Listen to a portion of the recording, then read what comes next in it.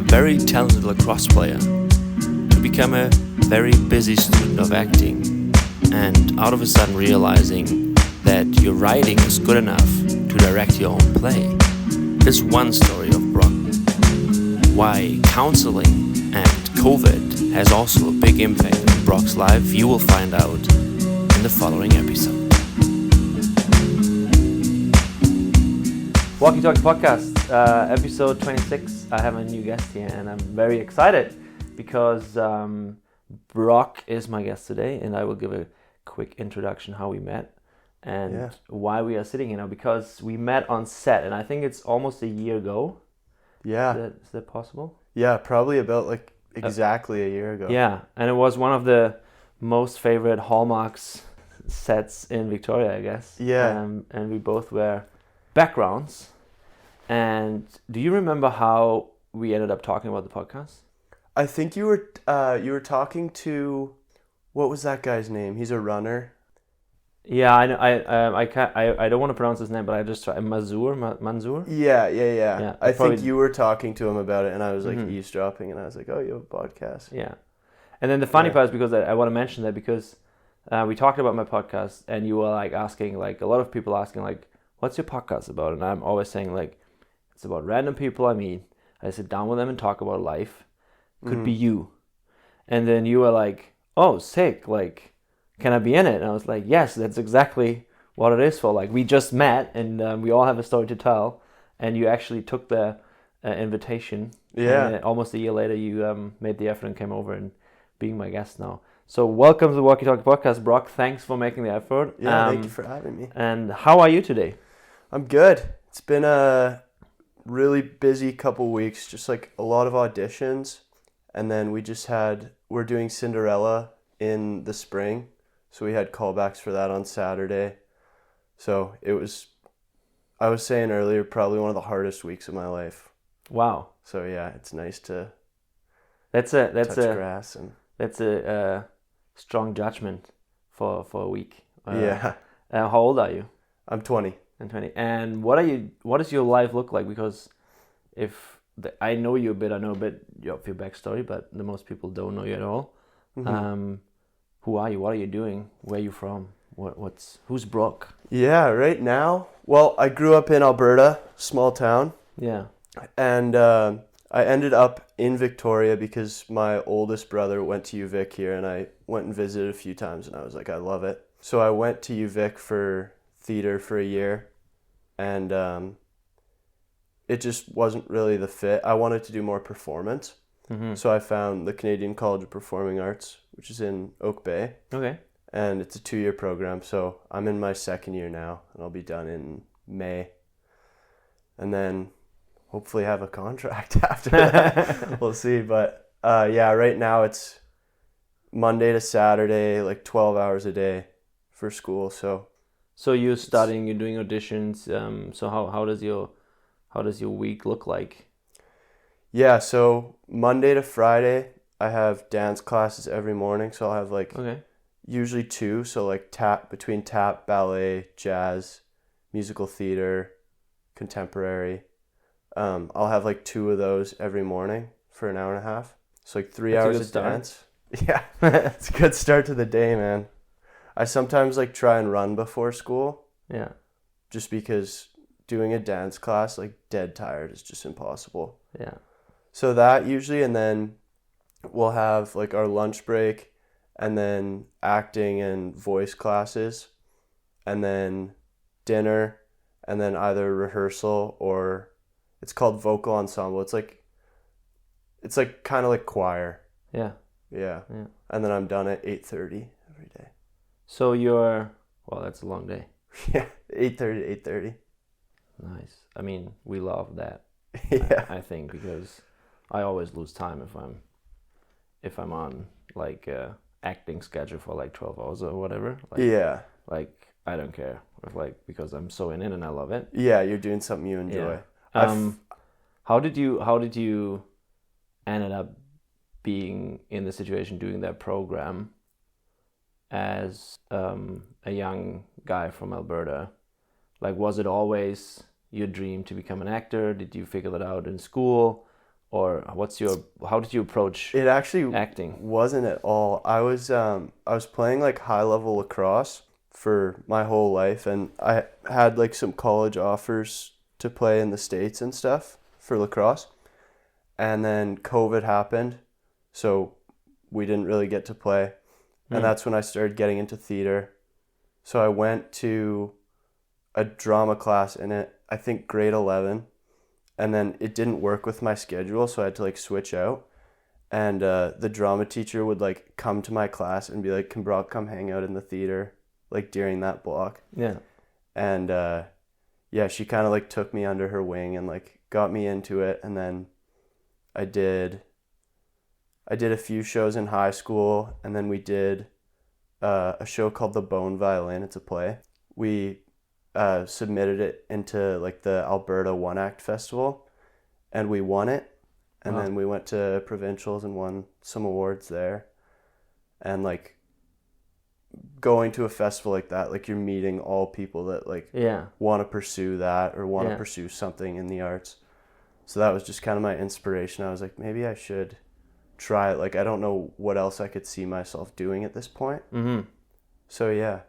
That's cool. Yeah, it was really random, but it was like just kind of. So you never did any acting or plays, like anything like before that? I did like some like classes and stuff. My mom always wanted me to get into it. Oh, interesting. And like when I was really young, I'd like make my own plays for my family and stuff.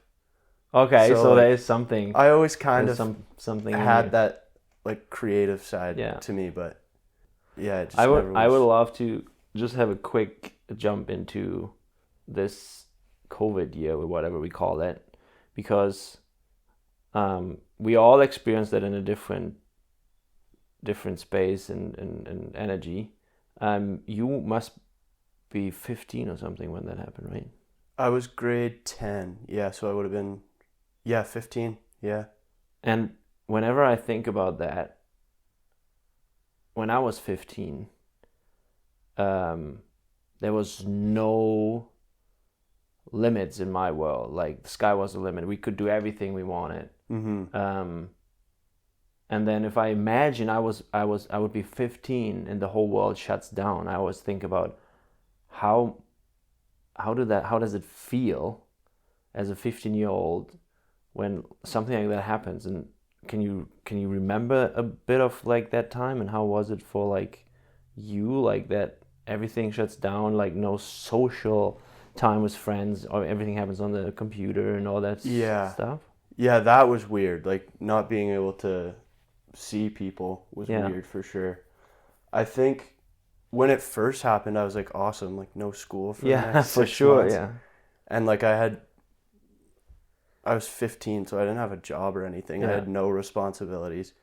But I think now looking back, it's affected my work ethic so much, and I feel like that's something that I'm still like working to like get back, you know? In a bad way? Yeah, just because I had no responsibility. Like I didn't have to do anything for so long, and I just like play video games, like live in the day. Yeah. It was such a weird time.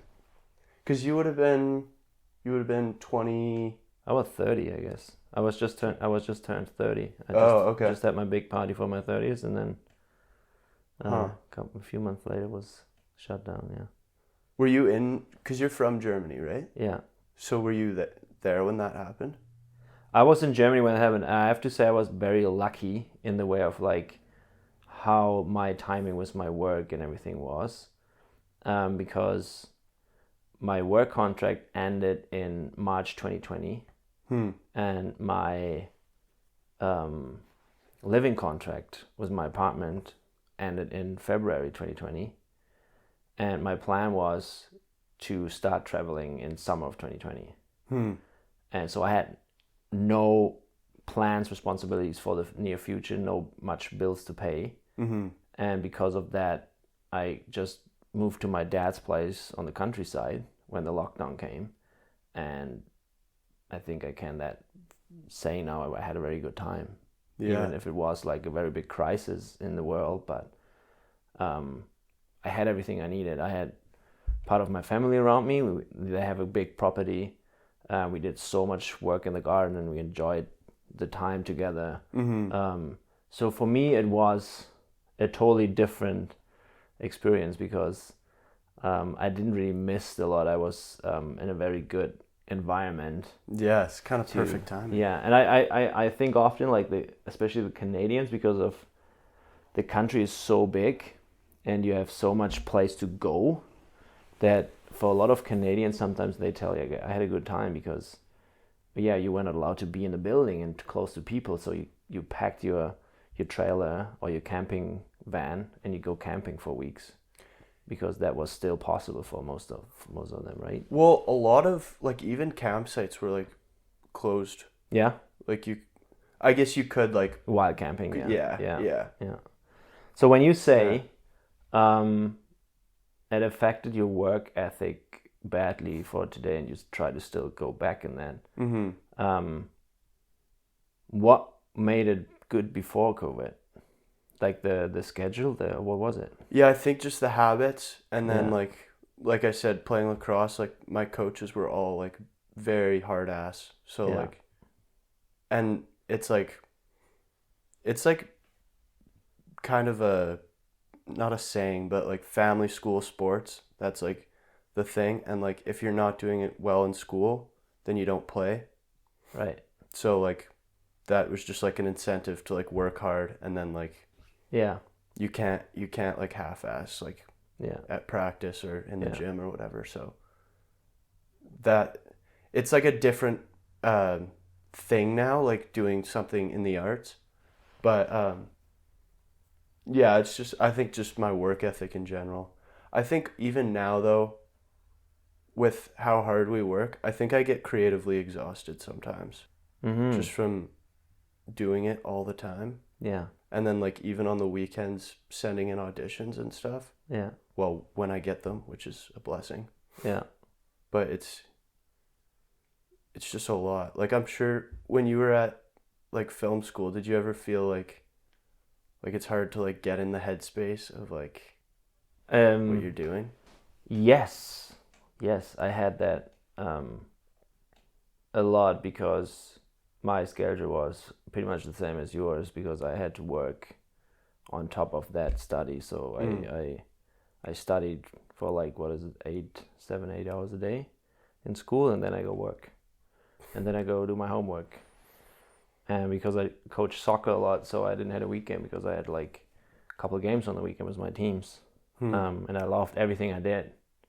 But if you don't take the time off to actually like, it's my experience, to reflect and to set down the things you learn, like you get so overwhelmed and you never really feel like be present, because it's just happening too much, too you're fast. Just thinking about the next thing.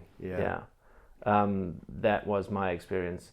Even if I liked everything I did, it was just at some points I just needed one day off a week where I like can just do nothing and maybe just think for an hour, and then go back to something, and not like always, I have to do this. Like there's no like stop. There's no stop. Yeah. I think I have one of my teachers was talking about this the other day. It's like a triangle. And it's the top is fear, win, and then rest. So like when you're like preparing for an audition or something, it's fear because you're like stressing about it, and then once you do it, it's important to celebrate that you did it, and then you need rest, like for your brain to keep working and for you to like be present. I think and then I think what normally happens if when you done with your audition, whatever happens with that, but you send it in, or you had it, you don't know the answer if you get it or not, but just celebrate that you did it, and don't overthink the outcome. It's out of your hands. And then usually what I noticed, or if I go on stage, I'm nervous always before I go on stage, but as soon as I'm on stage, everything is fine, and as soon as it's done, I'm like super happy, and like I'm super calm and satisfied, until the next thing comes where I have to push myself. And the fear comes up again. You're like, I'm so nervous. You did that before. You talk to yourself, it's not the end of the world. You can do it. You can do it. Yeah, you just got to tell yourself. That's right. That's an interesting So the triangle. Yeah. Fear's on top. Fear. Yeah. Rest, win. Fear. So you work towards something, you do it, you celebrate, and then you rest. And then Yeah. Yeah. Yeah. I want to start living by that. Yeah. I think it's a good like process. Yeah. Because sometimes when you're working so hard, you forget that like eventually it will be over, or like you'll get to the point that you're trying to get to. But yeah, it's sometimes hard to see that, you know. Yeah. Yeah. And I think it's also like super difficult in the time where we're living now because of all the influences from the outside and all the options we have. I am so easy getting out of the present moment. Like, I'm getting much better with it, but there's so many times where I'm like, why did I enjoy this moment not even more? And why was I always thinking about the next thing in that moment and not like staying in it and forget what it's all gonna be fine. Yeah. Right? It's so hard. Yeah, it is super hard. Yeah. Do you had that when you played lacrosse? Like I always feel like when I'm doing sports, running, soccer, whatever, working out, it helps me a lot to be in the present moment. Did you have that when you played lacrosse and you said you played at a high level? Like usually sports helps a lot to settle the mind to stay in the moment, right? Yeah, I think my mom talks to me about this a lot. I think just exercising in general, like it makes you so present so quickly. Like that's why I love like running in the morning, because I just feel sharp the whole day. Like I feel like on it, you know. Yeah, it's also a mental game because you tell your body you did already something, like you have already success in something because you just walked, or you just run a little bit. So you tell your brain like, okay, I did something already. So everything else, what comes now, is kind of like a reward for for what I did already. It's like making your bed in the morning. Yeah. Or it's like having a cold plunge. You feel so bad, and everything after that must feel better. Yeah. Do you do that a lot? I did it a lot in winter, to be honest. Yeah, and the last couple weeks I missed out a bit, but I did a lot of cold plunges over Christmas and New Year's, and I started really liking it, and it was a very, very interesting push mentally for me, positive. And you kind of like, I try always like to approach those things without any like competition, because you very quickly go on that, oh yeah, how long can I stay in it? Like, you know, can I do longer than this guy? Can I do longer than this girl? Can I do longer than last time? And I try always to like, okay, do it for yourself.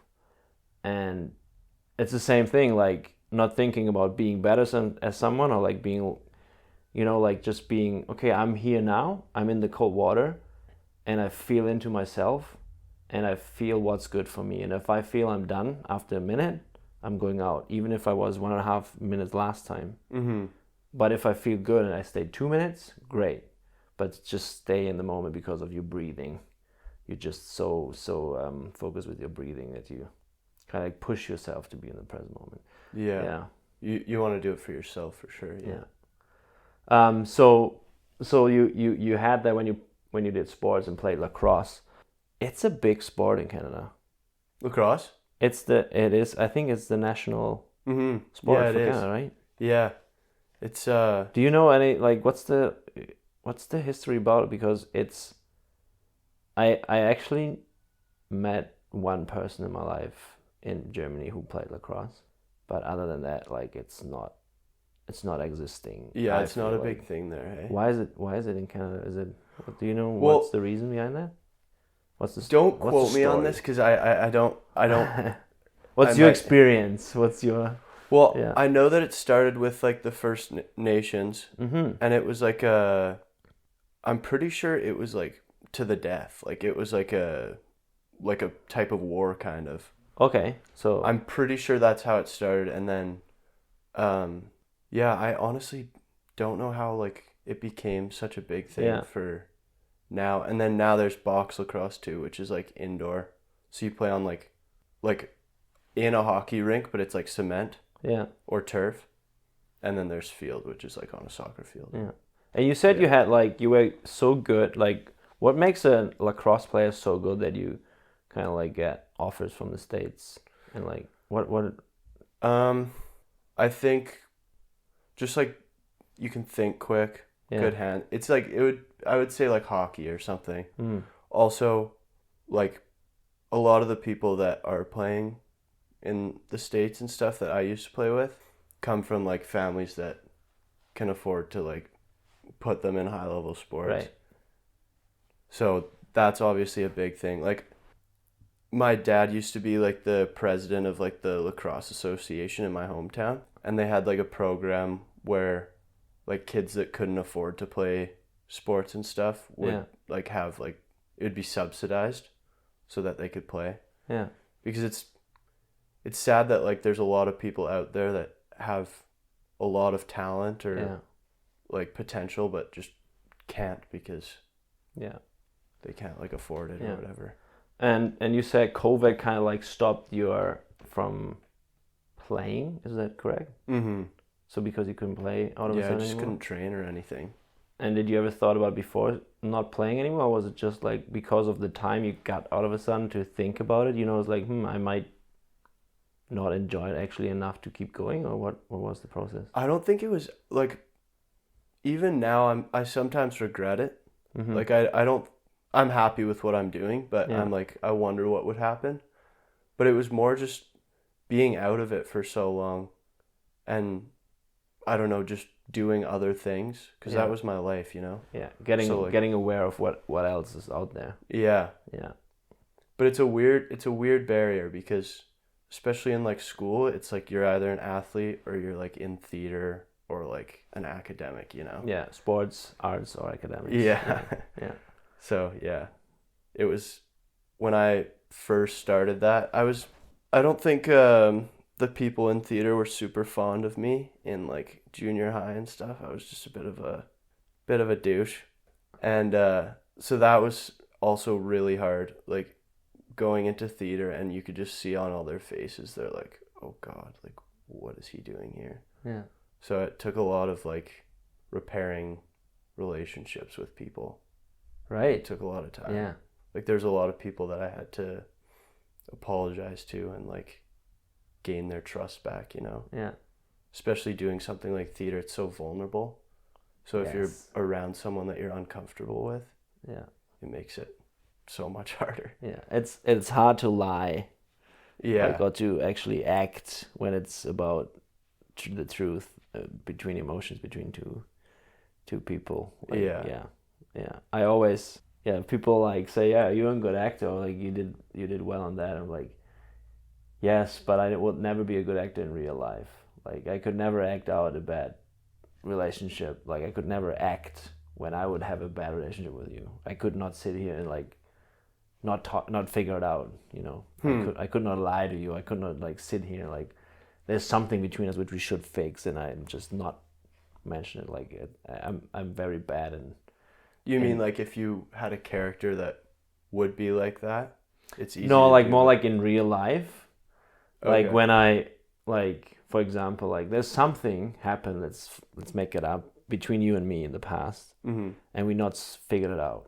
It's still between us, and like, you know, like I don't trust you because of something, and I would have a hard time to act that everything is fine. Yeah. When it's not. If in real life, I can do that if it's not real, but in real, if it's a real relationship, I'm very bad in acting in that way, because a lot of people think actors are like, they're good liars and all that. Fake, yeah. They can fake it, and like, to a certain point, but if it's about true emotions between two persons, I'm always like, nah, I'm very bad in that. That's such a good thing though. Yeah. Like, it's also just not worth it to like hold a grudge or just let it build up. Just figure it out. Yeah. It's not that. When you said, you just mentioned that it's so vulnerable. When did you notice that? Like when like in my work, do I notice that? Yeah, like when you're in your way of becoming an actor, where you're like, oh, it's very vulnerable, and I have to be vulnerable, and I have to be open to to myself? I honestly think it's when I play a character that brings out like an insecurity of my own. Yeah. If that makes sense. So Totally. like, let's just say, for example, like, I don't know. I feel like a lot of my insecurities I haven't even like clocked. They're just like subconscious. Yeah. But like, let's just say I thought I was fat or something. Yeah. And like the character is fat. Yeah. And it's like, oh, am I actually fat? Yeah. Yeah. You start judging. Yeah. Yeah. Or if it's like something super emotional, because it's hard to get into that headspace. Yeah.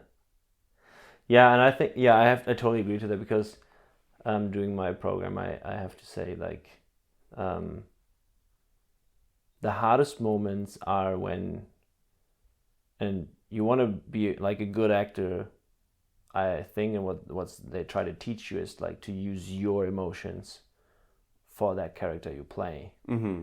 That's always a part of you in that character you play. Yeah. If not, it's not good acting. Mm-hmm. And to approach that, there's so much reflection inside of you, where you have to look in so many corners of yourself, which I notice can be very exhausting. Mm-hmm. And I think that what you probably experience too, because you're working on yourself 12 hours a day.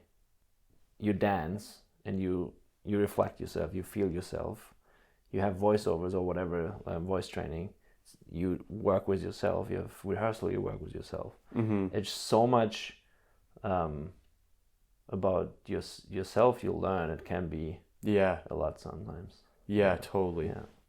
Yeah. Yeah, I think out of any career, that's probably the most, like, the most in tune you have to be with yourself. Mm-hmm.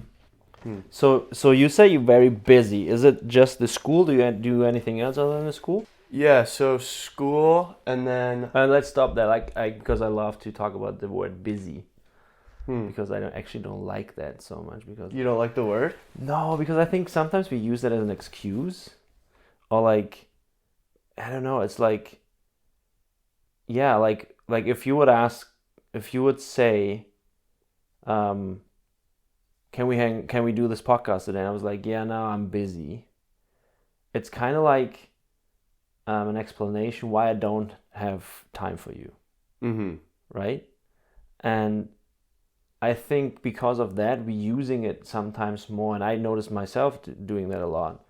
Like, if I say I'm busy, I don't have to explain myself. Yeah. You know? Like, if somebody asks me, like, hey, do you have time tomorrow? No, I'm busy. So what is more important than me? Yeah. Right? So you don't have to explain yourself. That's why sometimes, like, I know why we use it, but I sometimes feel like it's so easy to be busy and to say I'm busy and I don't have time for anything else, right? Yeah. That's just came up when you said you're busy. Have you ever thought about it? I think you can... Well, I think... Because I've had that before, too, where I'm like, what could you possibly be doing or whatever? Mm-hmm. But if you want to, you'll make time for the things that matter, you know? Yeah. Like, even if... No matter what you're doing, you can always make time for the things that matter. Yeah. You just have to manage your time. Like, okay, I got a lot of work I got to do, so I got to do it before I go see my friend or like whatever. Yeah. Like today I said come before 2 p.m. Yeah. Yeah. Yeah. Yeah. Would you say that being busy is a cool thing these days? Like, in what way? Like, I feel sometimes like when you're not busy, you kind of like it's very black and white sometimes. The how people see it. Like, if you're busy, oh yeah, he's doing a lot, he's good. I'm not busy, I'm lazy.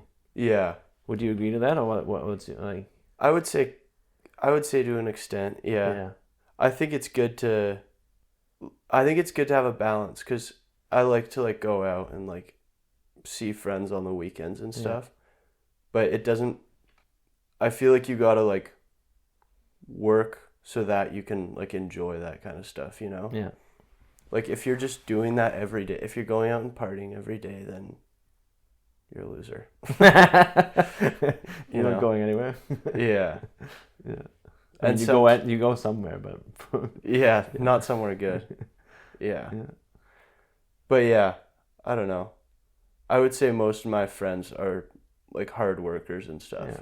It can also be that it's a bit that I'm a bit lost in translation there, because sometimes I have a different approach to words than you as a like native speaker. Like maybe busy is for you totally different. In a different light as for me. But I mean, we use it in German as well. Busy is busy. You're busy. Is it the same word? I mean, it's not a German word, but we use the English word to say that we're busy. Yeah. So the Denglish we say that. We mix German and English. Oh. Huh. Yeah. My godfather's from Berlin. Oh yeah. You can speak way better English than him, but I mean, I live in Canada for a while now. Yeah, true. Yeah. True. Yeah.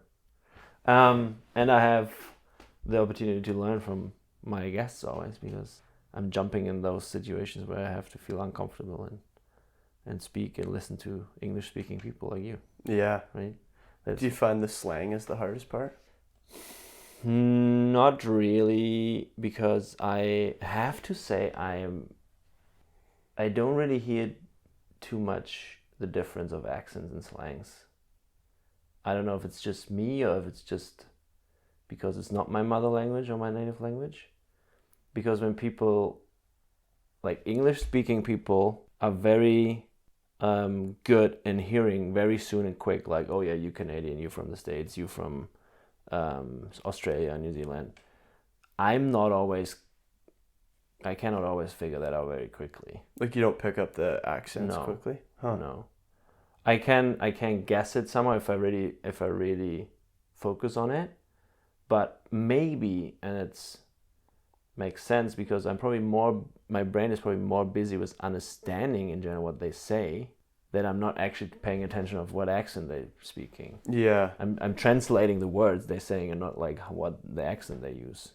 Yeah. Right? Does that make sense? Yeah, that does. Yeah. So do you think, this might be a hard question to answer, but do you think in English? Yeah. Yeah. All the time. Yeah. Which is very interesting, and I think I'm very lucky with that. I don't know how it is for other people, but my English brain turned very quick into thinking in that way and dreaming in that way. Like the first time I traveled out of Europe to South Africa, I noticed like after a couple of weeks my dreams started being in English. Even if my English was horrible compared to now, and I could barely speak, but my brain started trying to create sentences in English. Interesting. Yeah, and then since I was in Australia and New Zealand, I noticed that my brain always thinks about how to say things, and since then it's always the case. Like I'm always pre-thinking. Like while I'm doing my work on the property here, and I know you coming in an hour or two, like my brain like just creates sentences and questions without speaking. It's just thinking in English, and and I dream like in English very quickly. So is it like you only dream in English now? Yeah. That's so interesting. It's wild. Yeah, it is. And it's interesting. It was interesting because last summer I went to Germany for 6 weeks. I think it was a bit longer at the end actually, or Europe, and there was a time when my brain started switching back from like thinking half English, half German. Then all of a sudden it was only German, and the English words were far away, and it was so confusing for me that I was like came back to Canada and I had to actually relearn how to think in English. Like adapt again, yeah. Yeah, it was very quick, but for the first week I was like, what's going on? Like, where are my English words? Like, it's all in German now, you know? Yeah. So, yeah. Cool. Yeah. So I'm not very good in picking out the accents, or like, I think I'm trying just to to understand as much as I can from the person. Yeah. Yeah. Understanding rather than focusing on their accent. Yeah. How is your living, like we said? Yeah, we went from busy to language. So you're very busy at the moment. What do you do on top of your actual program? What you doing at the moment? Is there anything else you do other than, like, is there any projects on the side you do, or like is it stuff you like have to do for school? What's the honestly, what's the life as a young actor look like at the moment for you? So it's the school all the time, and then there's a project that I wrote that I'm directing that's in a festival it's March 7th and 8th in Victoria. It's like the Festival of New Works. It's through our school, and people can make like dance pieces or whatever. But I wrote this play. I started writing it in like June, I think, last year. For school, like or you did it for your own, on your own? I've written a few things. Yeah. I'm not a very good director, but I like writing. Yeah.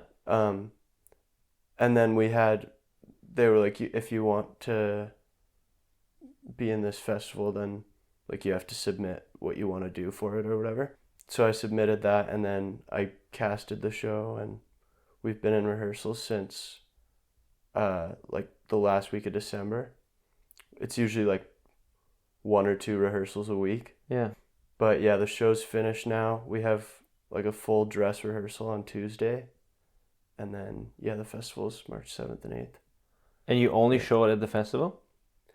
Well, my goal is, like, the idea is that it gets a good response at the festival. Yeah. And then I can keep writing. Yeah. And, like, make it a full-length show. And maybe write some grants. Yeah. Like, some writing grants. And then... yeah, if it all goes well, I'd love to enter it into some fringe festivals next year. And it's a play? Yeah. Yeah. And what is it about? How did you came up with it? It's, it started, so there was this guy when I used to walk to school every day. He's like this old man. And he always sat like on the sidewalk or whatever in front of his house on like his walker. Like, he couldn't like walk well. Yeah. And he's always just out there like smoking cigarettes, and I'd always like stop and talk to him and just kind of say hi or whatever. Did they walk and talk? Yeah. Yeah, and I still see him there like every day. He's probably out there more than he's inside of his house. Yeah. But yeah, so it's about him, and then like kind of based off of him, and then a young kid. And the kid walks past him every day, kind of like it was for me. And they like start to become friends and stuff. And the kid is like, you need to stop. This is killing you. Like, he's seeing slowly that this guy's life is going downhill. Yeah. And the kid's trying to get him to stop and stuff. And he just can't. Well, it's addiction. Like, it's... yeah. And he's old, and he's like, what for? Yeah, yeah. A lot of it is like, this is like my companion now. My wife is gone. Like, I have nothing else. It's the only thing I have. This is what fills my life. My grandmother said that often when she was a smoker. Yeah. Yeah, she was alone, and she was like, and then we always like, why, like, should stop? Like, yeah, but it's the only thing I have. Yeah. So sad. At like an old age too, it's like, I don't know. I think it makes it a lot harder because I feel like they know that their lives are kind of descending, you know? Yeah. Anyways, keep going. So then the kid like gets him this plant as a gift, and he's like, my mom said this will help you breathe better and stuff like that. And then there's one day that he's there and they're hanging out, and the kid's like, he asks him again, like in a more like of a pressing way, and the guy gets like really defensive and is pretty much just like you don't know what you're talking about, whatever. Yeah. And then the kid leaves, and then he goes back the next day to like go see him, and he's gone. And then he goes back again, and he's still not there. Oh, you gave us the whole plot now. I might cut that off. Yeah. Maybe we should. I didn't even think of that. Actually, good point. But yeah, if you're around March 7th and 8th, it's Where's it? Where are you playing? It's in Oak Bay. It's at my school's like performance hall. Performance hall? Yeah, and I have a lot of my classmates have shows that they are putting into. I have a friend that wrote a musical, and then a lot of like movement. What made you feel attached to that person in writing a play about that situation you had, or you have that situation every day? Is he still there? Is the guy? Mm-hmm. Yeah. I still see it. I didn't want to invite him to the show because it's kind of a tragedy. But yeah. I honestly don't know. It's just kind of like a. So what do you want to? Because I feel like if I'm writing songs or like sometimes write little stories, I want to tell a story from my perspective to say something, right? Mm-hmm. So what do you want to say? What's the message? The message. What's the message? That's an interesting question. I don't know. I feel like I wouldn't say this is as much a message, but I like, even as a performer, I like getting responses out of audiences. Yeah. I feel like making people laugh is pretty, not simple, but actually seeing people feel things and like seeing people cry and like, or leaving something angry, creating or something. Emotions. Yeah. I think it's so rewarding to get that kind of response out of people. Yeah. So I like to write stuff that people can relate. Well, it's also pretty relatable. Yeah. Like you were just saying, like your grandma and stuff. Yeah, exactly. It just came up. Yeah. You talked about it, like, oh yeah. Yeah. Yeah, I have an picture in front of me now. Yeah. Yeah. I just think it's an interesting story. When we did the first read with the cast, we did like the table read.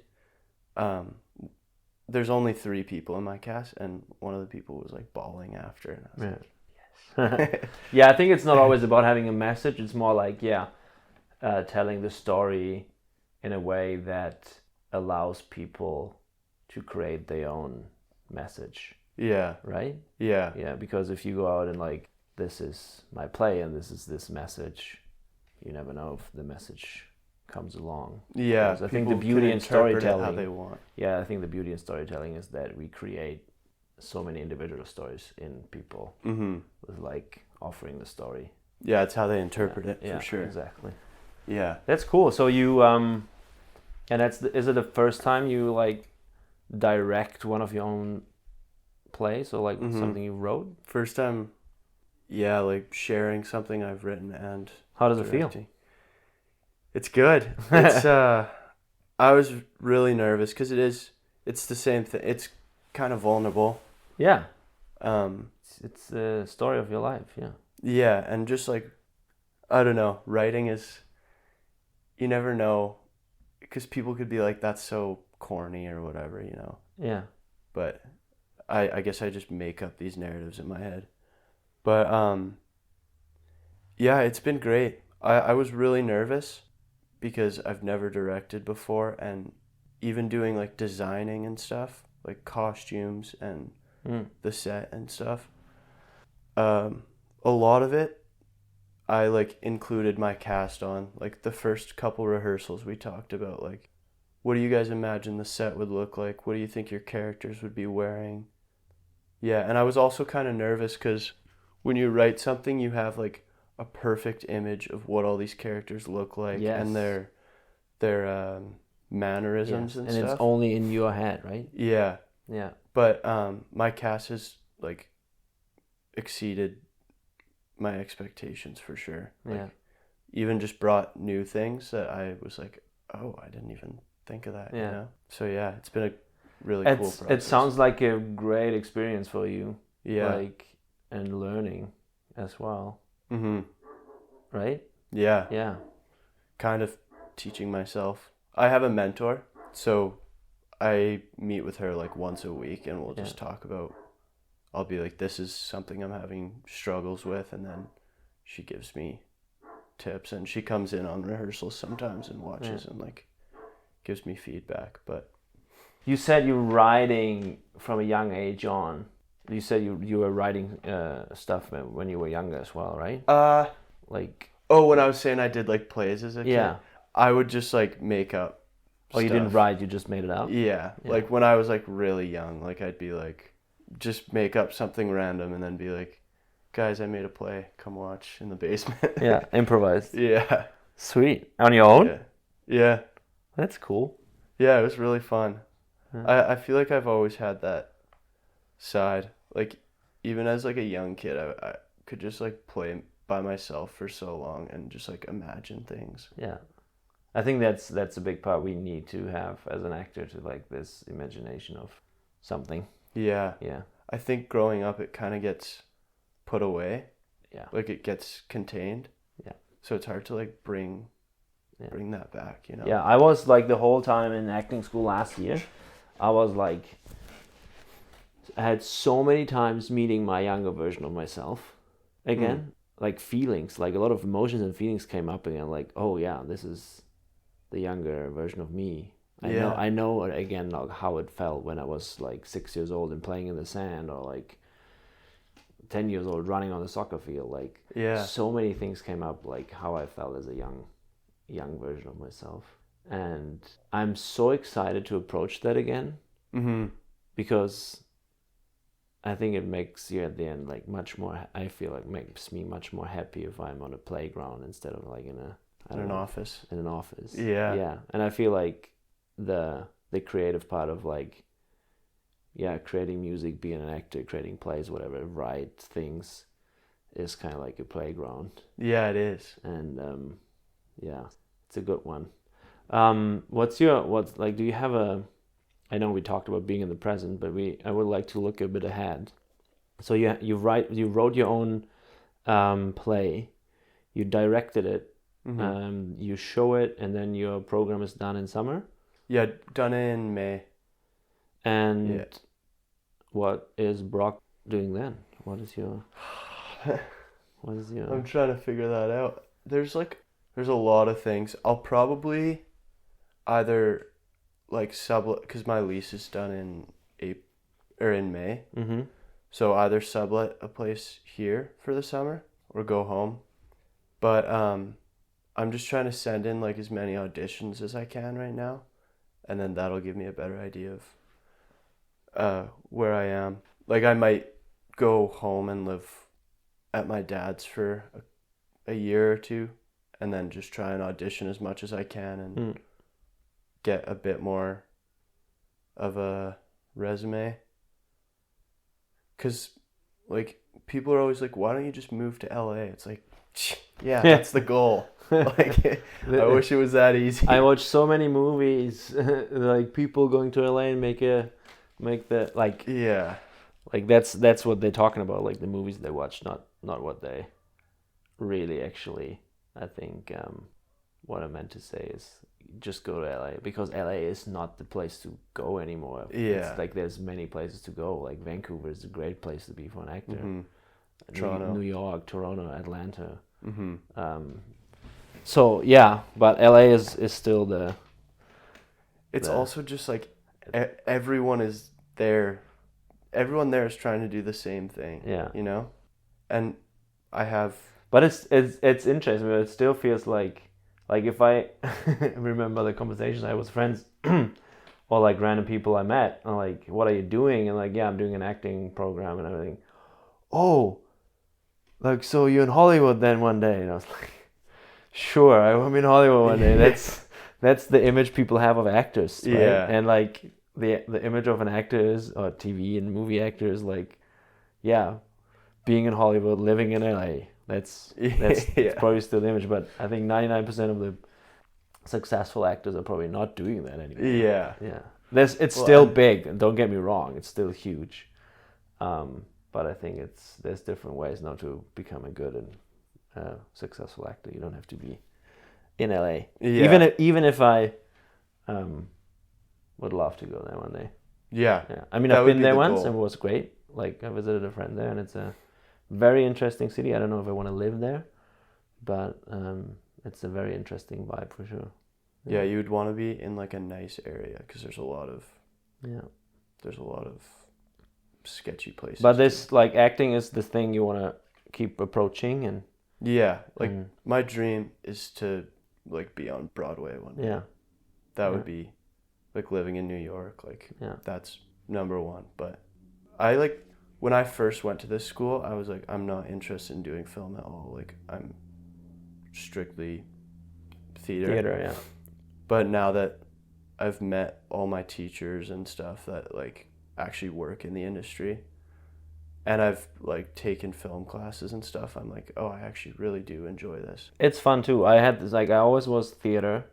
I did only theater. I started directing plays in school. And and then when I came across this program here and like said to myself, I want to approach acting again in a more professional way. And I was like, yeah, it's a very good place for checking out film and TV as well. And it's definitely a challenge for me. Like, it's because it's a totally different way to approach like acting. Yeah. But I really like the challenge, and I really like it so far, and it's very interesting. You learn so much, and I don't know, something. It's so different. It is, yeah. Because I feel like on film, it's just so much more like internal. Yeah. And in theater, it's external because you're in a big theater and there's people all around you. So. Do you have stage fright? Stage fright? Yeah. Not really. No. Or like any like, what's your rituals or? Yeah. Or how you feel before you go on the stage? Usually excited. Usually opening night. Yeah. Is nerves. Yeah. But after that, it's just like, it's exciting. Excitement. Yeah. It reminds me a lot of sports. I've said that a lot. Like, you're like getting ready in the change room, warming up, going out there and play. Yeah. Yeah. And then I have like. Thanks for saying that. I always say acting, like drama, and I always say soccer because I coach a lot of soccer. It's there's so many things.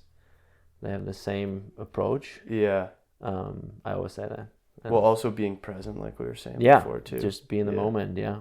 Yeah. It's a teamwork. Always teamwork. Yeah. Yeah. Everybody plays his role. Yeah. Everyone has to. Yeah. Yeah. But yeah, and then I have like. I have a rock that one of my friends gave me a couple of years ago for a show. So I like play with it, and then it's always in my pocket on stage. It's like if the costume fits, if the costume has a pocket. Yeah, I haven't. So far worked out. Yeah. I guess I would just put it in like my bodysuit underneath. Yeah. I don't know. I've never thought of that. What's the most challenging character you ever played on stage? Probably the role I played in that festival, like the one we won, the bone violin, because it was like this. I feel like I wish I could go back and play it again because it was just a very intelligent, like a lot of big words, and like you could just tell the characters were all very intelligent. And I'm not saying I'm not intelligent, but just like not in that way. I'm not very like well spoken, you know? Like people that like take the time to like really like find the proper words. Yeah, you know. And pronounce it in the right way, yeah. So I think that was probably the hardest thing. But you won some, like you probably did well because you like you all got a prize for it, right? Yeah. Yeah, it was just the process was the hardest. The process was the hardest. Yeah. Going into that intelligence character who's like, which you probably never approached so far in yourself. That's maybe the reason why it's so hard, right? Yeah. Yeah. Yeah, even like doing scene work in class, I never get like a dad that's... Yeah. But I think that's how you learn. Like you go back, the next time you play someone like that, you will go back to that experience. Yeah. And you put something on top. Yeah. Right? Yeah, totally. and then the next time you like, and then maybe one day like, oh yeah, I never felt that intelligent, but I figured it out in myself to be in. Yeah, it's interesting. What do you think is the hardest for you?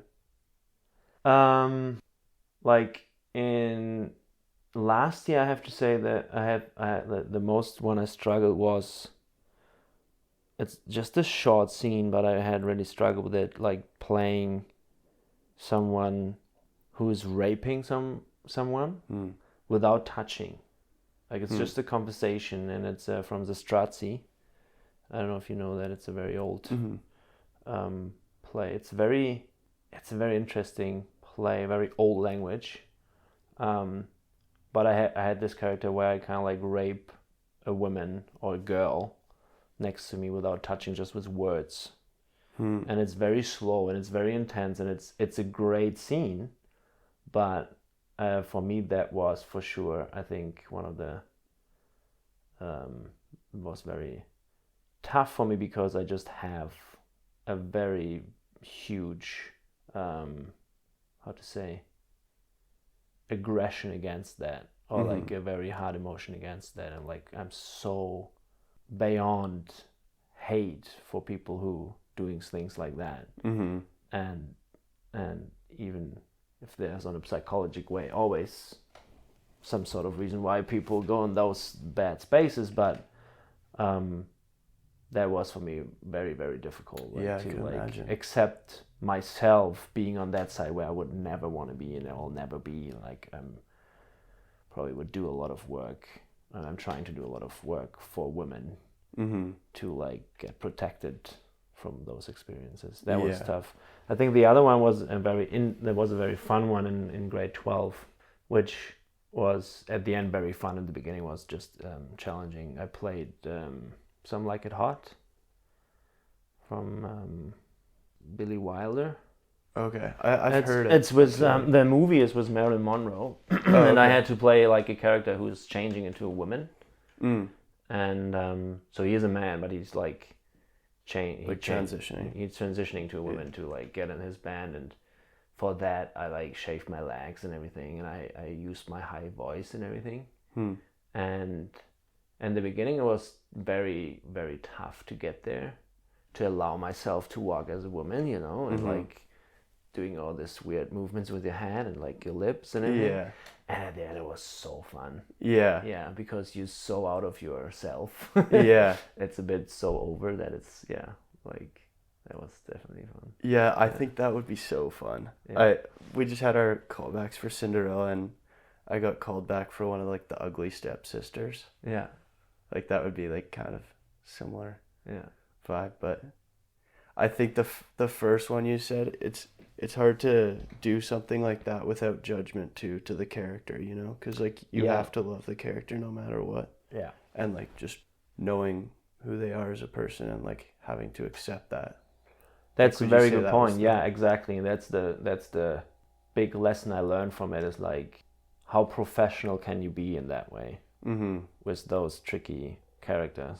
Yeah. To go in a place where you feel so uncomfortable, but it's part of your character. Yeah. And you still have to love, or like the version of you, or the part of the character, and play it. Yeah. Yeah. So I see you on Broadway in a couple of years, I guess. Yeah, that's the goal. We're somewhere close. If you look back on your life so far, in general, what is there something where you say, well, that was probably one of my biggest challenges in life, like not focusing on acting, like in general, like any event which like was tough, but I learned a lot out of it? Yeah, I would actually say recently, like last like fall, I was just going through like a really tough time, and like a lot of things that had happened in my life, like it was always just like it's fine, whatever, leave it alone. Like my parents' divorce, like stuff like that. And then every time I go through like a rough spot, it gets worse because these things just pile up. And I think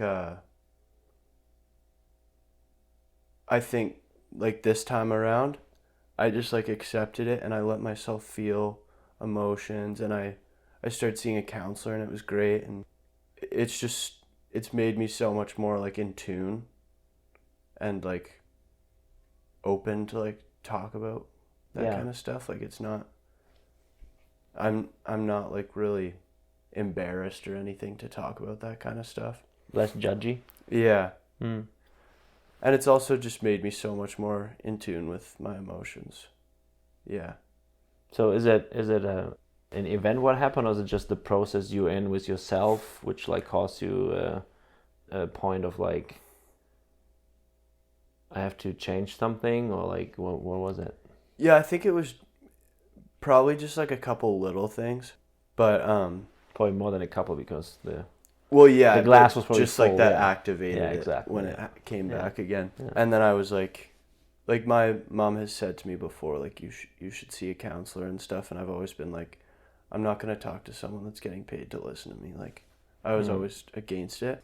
And then once I like did it myself, like I went and found a counselor and stuff. I'm so happy I did it. I think it's great. Even if you can tell them as little or as much as you want. And like even if you're not going through something like insane, it's just like, I don't know. You can just talk. You can say whatever you want. Yeah, I think it's a very great opportunity to, because the word it's for me, it's one of the strongest things we have. Like speaking things out, talking things out, creates a clarity or emotion in yourself, which does not anything else. Like if I say something bad to you, it's harder than if I just think it. Like I can think something bad about you, but that's just there. And if I say it out loud, it makes it very, very hard, right? You know what I mean? Like it makes it hard for you, or hard to accept? No, it makes the thought or the emotion I have harder, or like more like harder. Or more like intense. Yeah, let's say like I feel, it's just an example, I feel like, oh, what an asshole. And then I speak it out. You are an asshole. Like the difference of like speaking it out. What the hell, man? Exactly, right? Because like now I know what the hell. Like like just using your words I think it's a very, very huge gift for us humans to like approach things in us which maybe gives us struggle for a long time. Yeah. And I have to say, I learned, like, I am a social worker, I have a background in that, and I would say I'm always a good listener, and I always give the advice in my whole life, like since I'm probably 17, 18, if people struggle. My father is a psychologist, and I always give the advice, there's nothing wrong to get a counselor. Yeah. Or to ask for help. There's nothing wrong. But I was the worst in figuring it out for myself. Like it took me 34 years, like last year. I went to counselors before, but last year I actually noticed what kind of counseling I need and how much time I actually need for myself. And it took me 35 years to like figuring out that only giving advice is nice, but I have to do it for myself as well. Yeah, you got to put yourself first. Yeah, exactly. And it's just interesting how important that can be, to just talk to someone. And like you said, like whatever it is, you just you talk it out, and you let it go, and you get a neutral feedback or not, whatever. You decide what you do with it. Do you feel like that's like you've changed a lot since then? Since like just being in tune of like what you need. And I would say inside, I changed a lot in the way of like not being so hard on yourself, and like being less judgmental, like because in especially in acting or in the being an artist world, kind of like there's so many judgment. People judge you in an audition how you look, people judge you in an audition how you speak, people judge you in an audition like how you smell, sometimes, right? So there's so many judgment, and like make yourself free out of it, that whatever, I try my best, and like I don't judge myself. I let people judge me, that's fine. And it actually can also be positive. Yeah. Because I always thought, like, if I feel I'm not good enough, I'm not good enough. Like, but it's totally like, there's people out there who see something in you which you don't see. Yeah. So good or bad. Yeah, exactly. Yeah. It can be bad, but there's a chance that it's probably positive as well. And to find that trust back is kind of like it's the hardest part for me, because so many times, like, we rehearse stuff and I'm still like, if I play guitar or whatever, I'm like, yeah, it's not good enough. Like, why should I share this? Like, what can I do better? And like teachers or people or friends, like, it's great, it's good. Mm-hmm. And I'm like, yeah, but no, not bad. Okay, I just have to trust them, what they see. And that's, I think that's a big learning, especially for acting, that you have to trust sometimes the audience and the people who work with you. Like, if they say it's good and they like what they see, okay.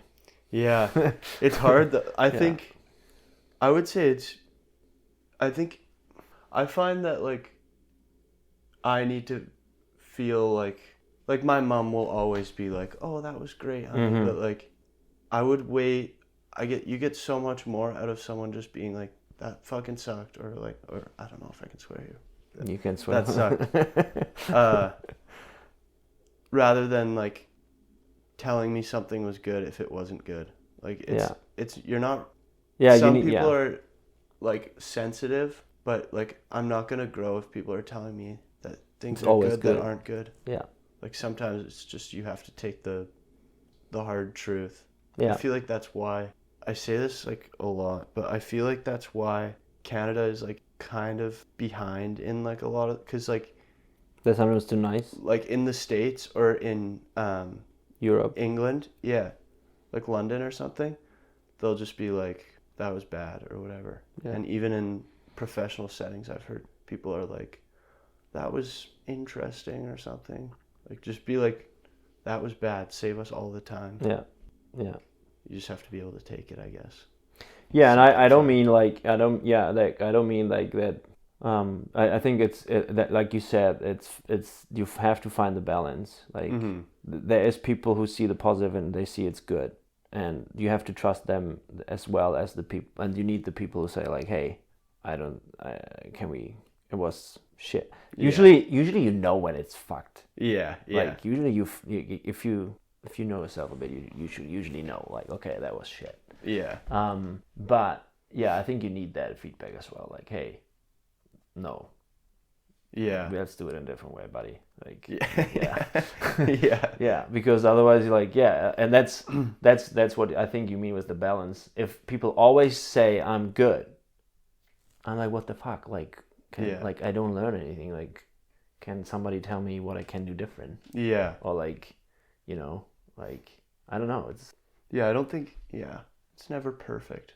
It's never perfect, no. But yeah. So that's a good advice in general, I think, for all the young people out there, that if you feel like a counselor could help, there's nothing wrong. Mm-hmm. Even I had the same thought, like, hey, I don't go to anyone who gets paid to talk. I'm just talking to them. Like, what the fuck? Like, yeah, I could do that. Yeah, I can do that, exactly. Yeah. But there's nothing wrong with doing that. For sure. Cool. What is your, okay, let's one vision for you, and then we close it up. Goal or vision? Vision. 30-year-old Brock. How's your life looking like? Oh man. 30 years old.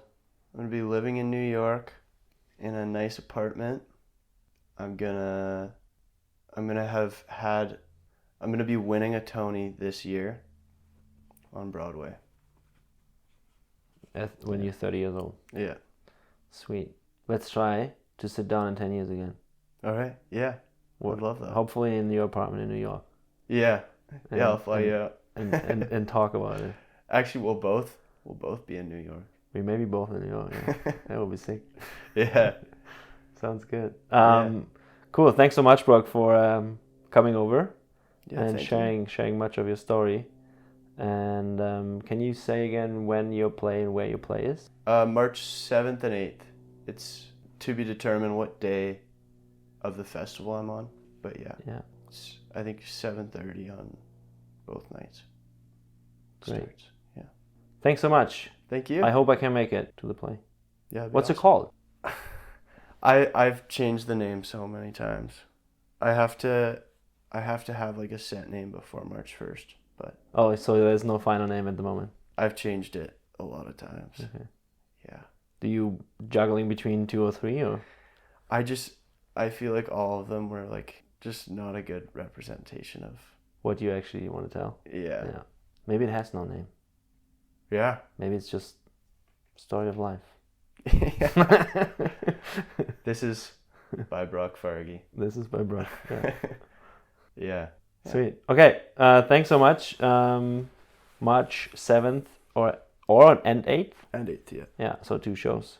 It'll be one or the other. It'll be one or the other. Yeah. Okay, sweet. And then hopefully a couple more after that somewhere. Yeah. Sweet. Thanks so much, bro. Thank you.